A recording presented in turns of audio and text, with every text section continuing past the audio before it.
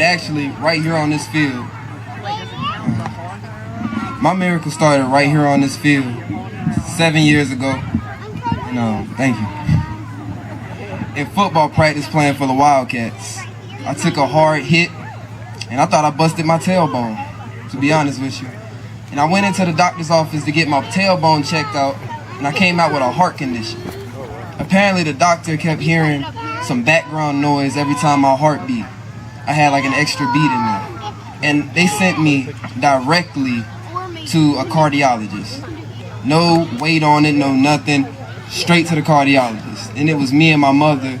And my mother was like, oh my God, like we just came in here to see if your tailbone was broken or something, because my backside was hurting. And I came out and going straight to the cardiologist, what's going on? And we got there and she had called my dad. My dad was at work. And when we got there, they went and they gave me an ectology. And when they gave me that, it basically rendered like a 3D image of my heart. And it turned out that I had mitral valve prolapse, which is an oversized heart flap which causes lagging and causes blood flow in your heart to come back out to the other side. And I had to stop playing football, a sport that I loved, for so long because of that. I loved to play football, and I had to stop it because my dad didn't want to lose me on the field over some foolishness like that because of my disease. Apparently I have been living my whole life with it and never knew.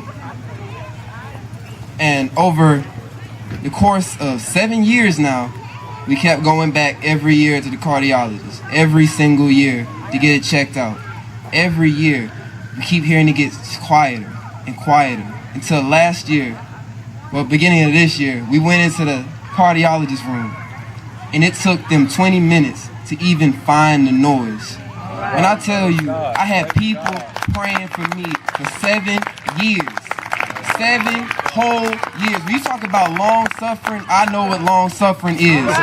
When you talk about not being able to do things that you want to do, knowing that your body can handle it, but your heart saying no, it is another world because you can't physically touch that. When you don't have control, it drives you crazy.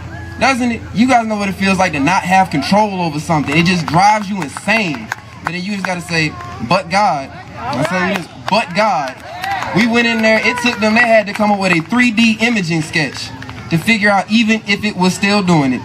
And by God, I'm already virtually healed. I can be cleared to do everything that I want to do, anything I want to do and everything I want to do and when I want to do it.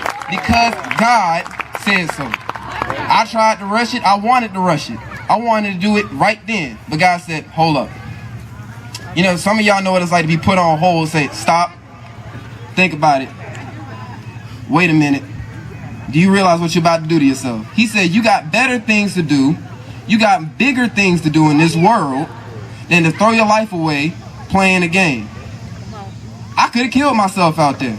But my dad loved me enough and my parents loved me enough to say, stop. You can't do this anymore. And now, through all of that, I learned a life lesson about patience. I'm a lot cooler headed. I don't get into a lot of trouble. I stay really low profile. I'm very humble now. And it helped me out so much to where even now, if I could go back and fix it, I wouldn't, because I wouldn't turn out the same way I did now. I wouldn't have all the life lessons that I do now. I wouldn't be the same person I am now. I wouldn't even know myself now. And I love it. I don't forget all of that. I love myself now. God, it's just an amazing miracle of what happened. And now I just feel so much better just be able to talk about it. You know, it just give God some praise, please. It's just amazing. And that's my testimony. Thank you, Lord.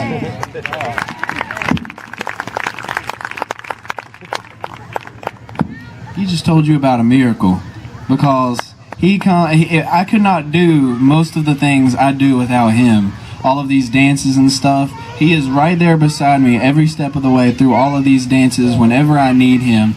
And if he wouldn't have been healed by God, there's no way he could have done all of the dances, all of the things that we have done.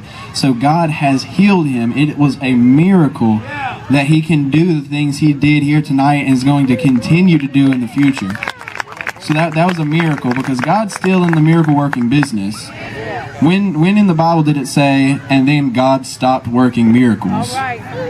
Did it say after the book of Acts, well, then God was done being powerful. He decided that he's going to take a break for a while, and maybe at the end of the world he'll decide to do some miracles again. No, God never stopped doing miracles. He's still doing miracles. And my life is testimony of that. Because when I was about 2.5, I got super sick. I got really, really, really sick. And my whole family, well, my mom and my two older sisters were sick as well. But I was 2.5, and I was really sick. We didn't know what it was. We thought maybe it was the flu. I would get super sick, and I would be throwing up, and it would be awful. And then a week would pass, and it would kind of get a little better. And then a week would go, and it would get really bad again. And it just kept going on in this cycle over and over again. And so eventually we decided, okay, we got to go to the doctor. We've got to figure out what this is. So we went to the doctor. They didn't know what it was. They couldn't figure it out. Nobody was sure what was wrong with us. Nobody could give us a diagnosis. There was a super long process, and it was by yet another miracle of God that late one night we found out what it was. We found a way to find out what was wrong with us, and it was a parasite that we had gotten at the fair, and it was called the strongyloid parasite. It is extremely rare to find in humans. It happens in animals some, but it's super rare. This and it was a virus. This virus was literally killing us. It was literally in our intestines. It was eating away at us. We were losing weight. We were wasting away. And they said that there's hardly a cure. And they told us that could be a cure, but it was all the way in Texas, and they didn't know how they were. It was in Atlanta at the Center for Disease Control, and they were going to have to go through a long process to get it to us. And we didn't have that much time. I was the worst off since I was the littlest. I was literally dying. I was on the verge of death. So one morning, my mom took me out of the hospital. We went to church. People were praying. We went to service. They literally stopped the service, and we prayed.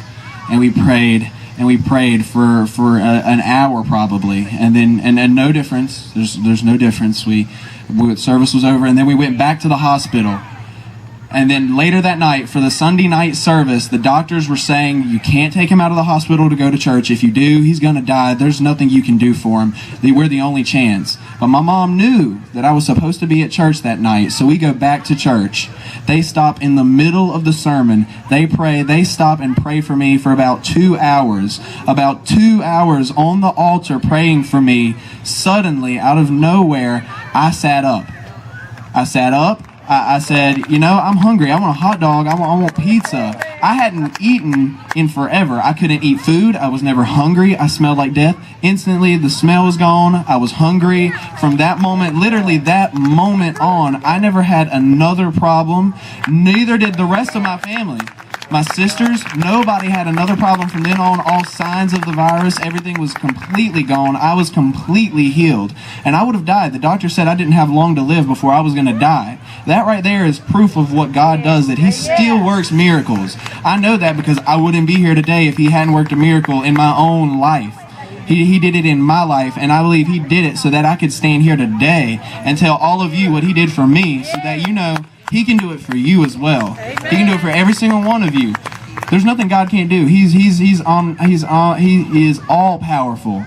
He has all the power, and there is nothing He cannot do. And He never stopped working miracles. He's still working miracles today. And so that was the miracle He did in my life. And now I'm going to sing a song, and this song is called "Prayer Changes Things."